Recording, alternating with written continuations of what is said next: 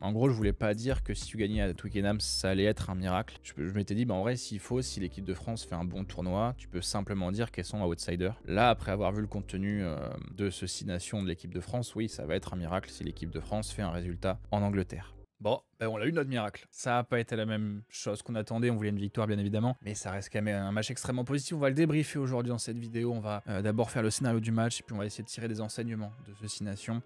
Pensez à vous abonner, c'est important, là c'est un débrief un peu cru, il n'y a pas de montage, c'est vraiment je parle pendant 15 minutes, je balance au montage juste le logo en haut à droite et, et je balance sur YouTube ensuite. Donc voilà, il y aura des vidéos plus travaillées qui arrivent, notamment celle sur le tournoi de Sevens de Hong Kong qu'on a vécu de l'intérieur. Donc voilà, pensez à vous abonner, à liker, ça permet de faire avancer les choses de mon côté, puisque je peux vous expliquer ça 1000 fois, mais des likes, du soutien, des moyens pour faire des vidéos plus qualitatives, et puis vous, voilà, vous êtes contents. Bon, ce match, comment en parler voilà, je vous avais vu la vidéo où je disais que ça devait être un miracle si l'équipe de France venait à battre l'Angleterre. Et on en est passé pas loin. Alors à mon sens, on n'a pas eu le miracle de la victoire, mais on a eu le miracle du jeu. C'est-à-dire que en ce 6 nations, l'équipe de France a toujours été en demi-teinte. C'est-à-dire qu'elle a gagné tous ses matchs, mais dans le jeu, il manquait toujours quelque chose, une partie de quelque chose, parfois des moitiés de match où tu te disais mais qu'est-ce qui se passe avec cette équipe de France? Et là, sur ce match, c'est pareil. C'est pareil, c'est-à-dire que tu fais une première demi-heure qui est pourrie, malgré l'essai génial dont on va reparler de Carla Arbez. Pareil, deuxième mi-temps, tu fais 10 premières minutes où c'est moyen, tu rentres pas, tu es encore dans le vestiaire, tu prends un essai, tu te compliques un peu la tâche. Donc je pense qu'il y a... Voilà, il y a 2 mi-temps dans ce match et on va en parler. On a vu qu'il y avait pas mal d'émotions quand même, les hymnes, on voit des joueuses qui pleurent. On peut comprendre pourquoi c'est le match le plus important depuis la dernière Coupe du Monde. À 6 mois de la prochaine, tu lui fais un 1-15 pourri, tu fais un début de 6 nations où tu gagnes tous tes matchs, mais tu as quand même des doutes dans le jeu. Et tu vois quand même que c'est chargé en émotions. Mais le match commence et il se passe rien. C'est-à-dire que, on va en reparler, l'essai d'Arbez. On a une première demi-heure de jeu où les Françaises subissent, où elles s'en prennent plein la gueule. La défense des molles, elle est compliquée. Je vais rajouter mon micro. T'as des mauvais placements défensifs, tu perds les duels, tu recules. Globalement, t'as tout qui va pas. Le seul truc qui est bien, qui est beau, qui, à mon sens, est la plus belle séquence offensive du 15 de France depuis le début de ce 6 nations, c'est l'essai d'Arbez. On part d'un ballon sur les 50, t'arrives à organiser, t'arrives à atteindre les 40, mais problème, t'as une passe qui arrive sur Vernier ou la défense en miroir, enfin, alors je sais pas si c'est en blitz, je me souviens plus trop, mais en gros, la défense monte très vite, Vernier prend le ballon, elle repart de l'autre côté, elle improvise un petit peu, elle revient dans le tas, elle avance, elle enclenche de l'avancée, et puis il y a quelque chose qui se fait où les avants comprennent que il faut aller jouer au ras, il faut relever le ballon, il faut aller percer dans l'axe, il faut faire des offloads, ça fonctionne, t'avances, tu rentres dans les 22, tu refais des avancées comme ça, t'arrives à 10 mètres de l'embut, tout est super bien organisé, improvisation, adaptation, perforation, t'as des soutiens offensifs, t'as des soutiens dans les rucks, t'as tout ce qu'il faut. Et juste après, t'écartes, t'as l'essai d'Arbez. C'est honnêtement, quand on regarde l'action depuis le début, c'est la plus belle action offensive de l'équipe de France dans ce 6 nations. C'est-à-dire que tout est coordonné, t'improvises, c'est pas grave, on est quand même là, tout se passe bien. Tu marques l'essai, tu réponds à l'Angleterre, tu repasses devant 7-5. Et là, à ce moment-là, tu te dis « Ah putain, c'est génial, on va pas être dans ce schéma » où l'équipe de France va faire comme en 2023, où elle se fait casser la gueule en première mi-temps, et elle revient en deuxième, mais c'est pas suffisant. Bah si, c'est exactement ce qui s'est passé, sauf que là, il y a eu un peu plus de folie, un peu plus, je pense qu'elles y ont cru. Je pense honnêtement qu'elles y ont cru. Et à l'image de cette espèce de sursaut post-carton jaune d'Assia Kalfaoui où tu te dis « Oh putain, tu perds 31-7. Tu prends un carton jaune qui va peut-être être upgradé en rouge de 20 minutes. Oh, c'est chiant. » Là, honnêtement, je pense qu'à ce moment-là, 98-99% des équipes baissent les bras. Bah oui, tu prends 30 pions dans la gueule, t'es à 14. Bah non.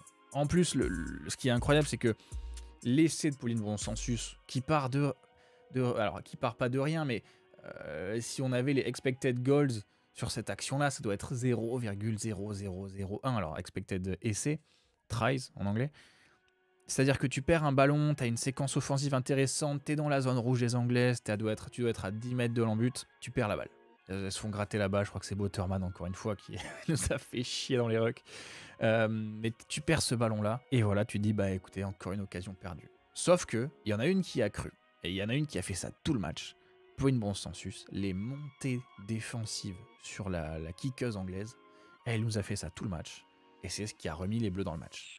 C'est-à-dire que quand Harrison voit arriver pour une bon sensus comme une balle, qu'elle est dans son embut, qu'il y a un peu de pression, un peu de relâchement aussi parce que tu as 30 points d'avance, 24, c'est à mon sens qui relance le match. Et quand tu vois les 7 pour les bon sensus, que tu vois les cris des leaders qui disent bon, c'est pas fini, on va...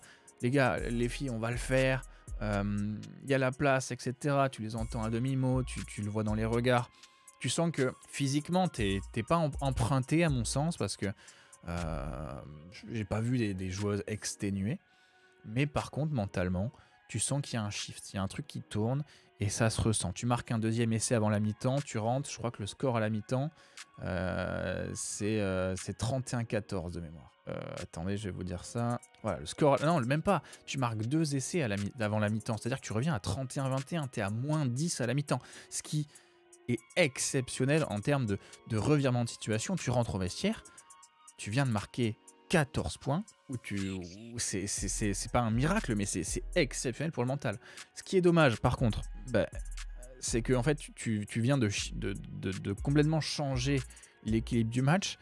Tu rentres au vestiaire, t'es à 67% au plaquage, t'as manqué des trucs, j'ai les stats sous les yeux, t'as 7 franchissements subis. En fait, les Anglaises, tu remarques qu'elles marquent avec peu et que les Françaises ont la possession dans cette première mi-temps. Mais le problème, c'est que en fait, cette énergie positive, elle t'a pas permis de revenir du vestiaire avec la même énergie, le même rugby que tu avais sur les dernières minutes. Mais voilà, tu reviens de la mi-temps, t'as pas cette même énergie, t'as pas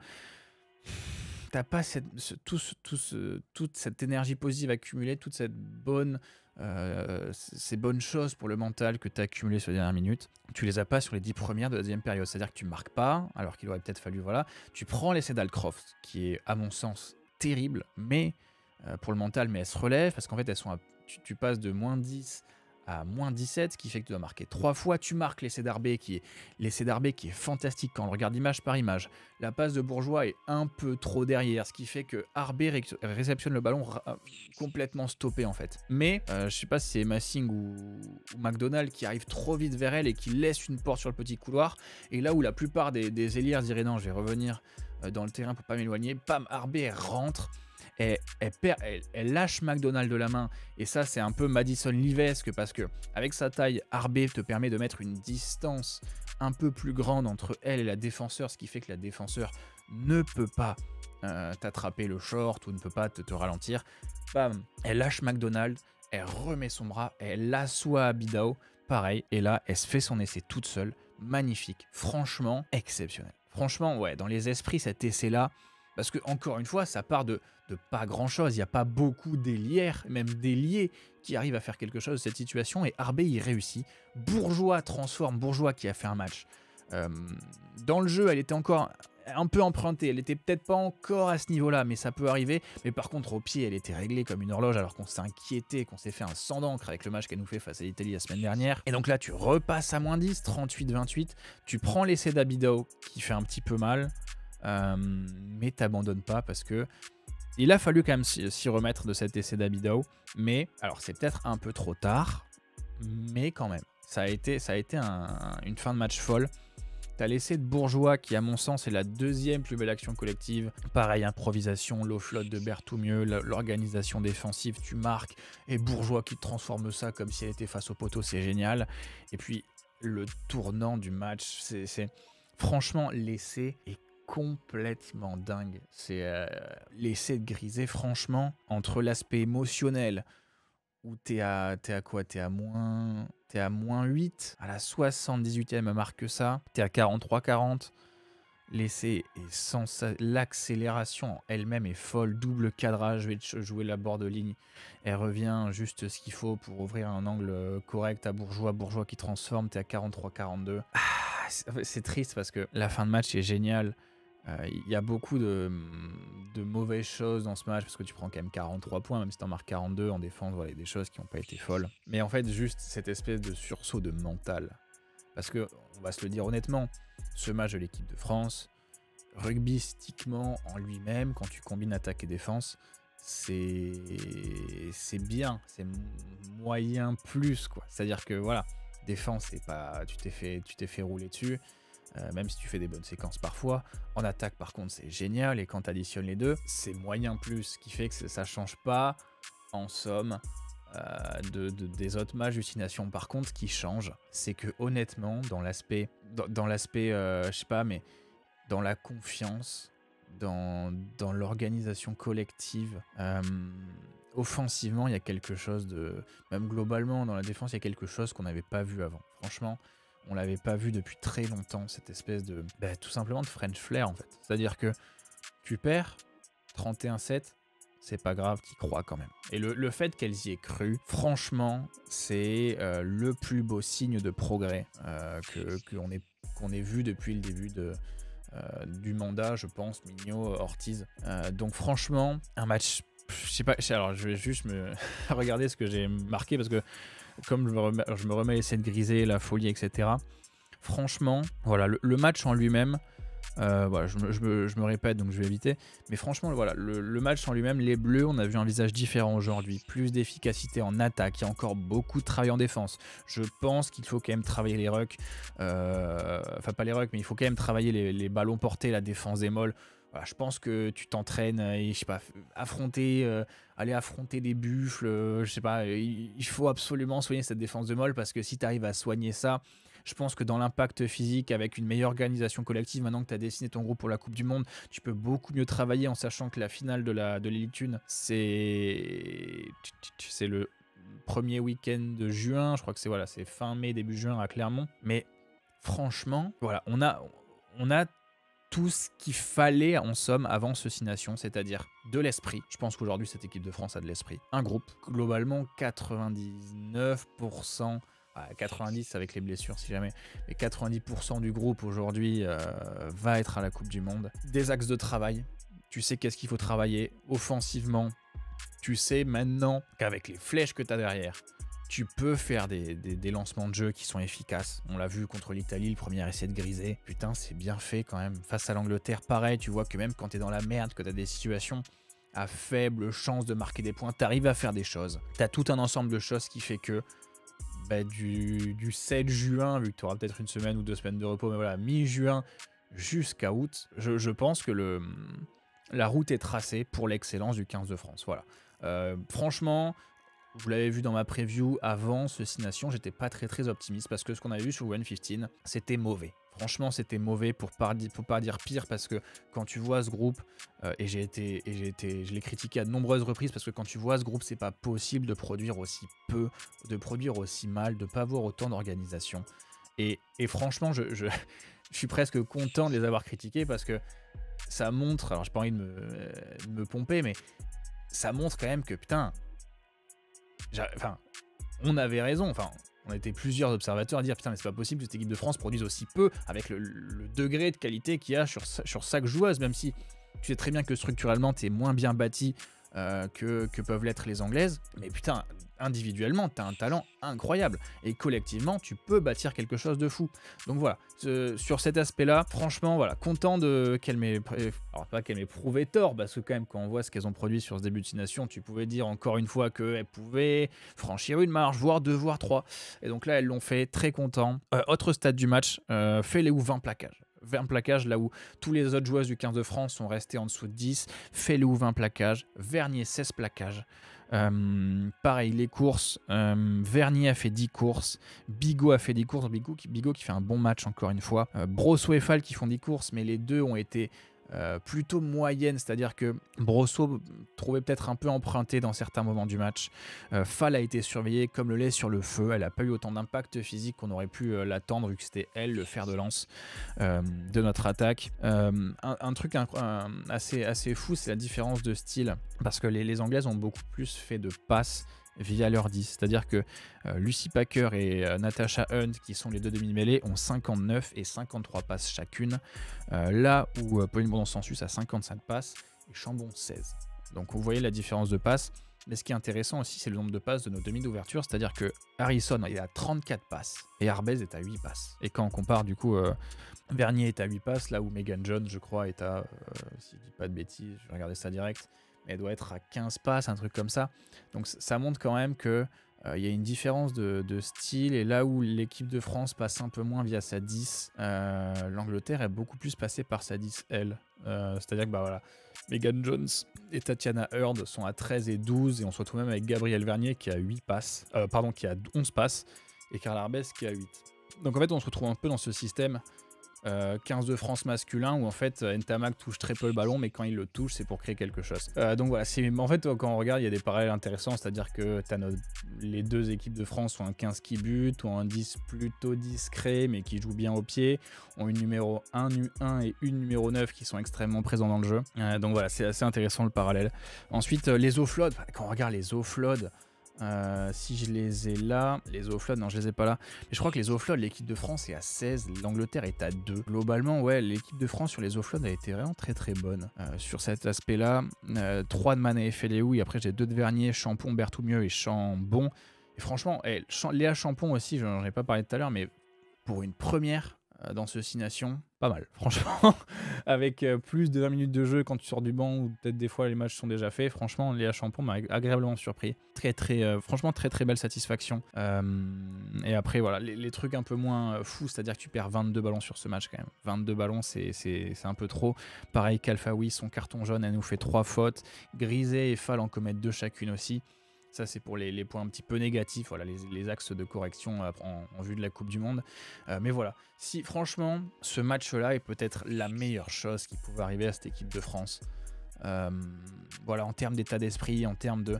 elles peuvent enfin croire en elles, c'est-à-dire que il n'y a pas beaucoup d'équipes qui ont fait autant chier l'Angleterre sur les 5 dernières années. La seule, c'est la Nouvelle-Zélande sur la finale, qui est un des plus beaux, peut-être le plus beau match que j'ai jamais eu de ma vie. D'ailleurs, si vous voulez le regarder en entier, c'est un des matchs qui vaut le coup à mon sens, un peu comme Stade Toulousain-Leinster, la finale l'année dernière. C'est des matchs qui, je pense, dans 5, 10, 15 ans, pourront se regarder comme, voilà, comme un bon vin, un peu vieux, mais voilà.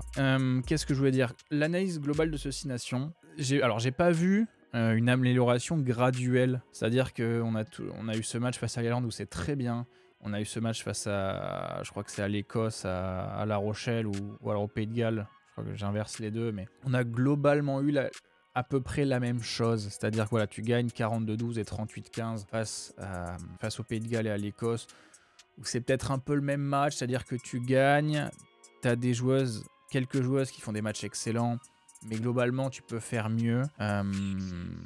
Et puis après tu as ce match face à l'Italie où tu te fais peur jusqu'à la fin.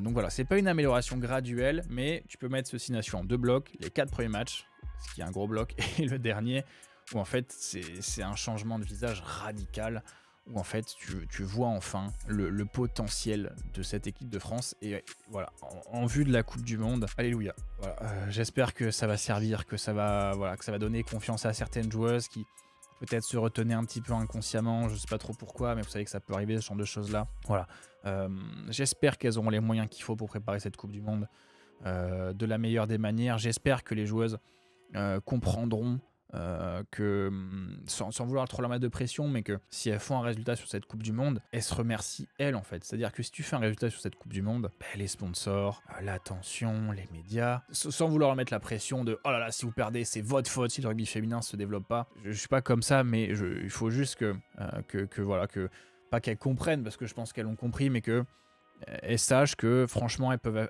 faire avancer le rugby féminin d'une importance, voilà, capitale. Elles peuvent faire quelque chose de très très grand, et j'espère que ce sera le cas sur ce 6 nations. Elles font 2 millions sur un match à 18h où c'est pas le meilleur horaire. Sur France 2 tu fais quand même 2 millions 1, car 25% de part d'audience, tu fais un quart du truc, c'est très bien.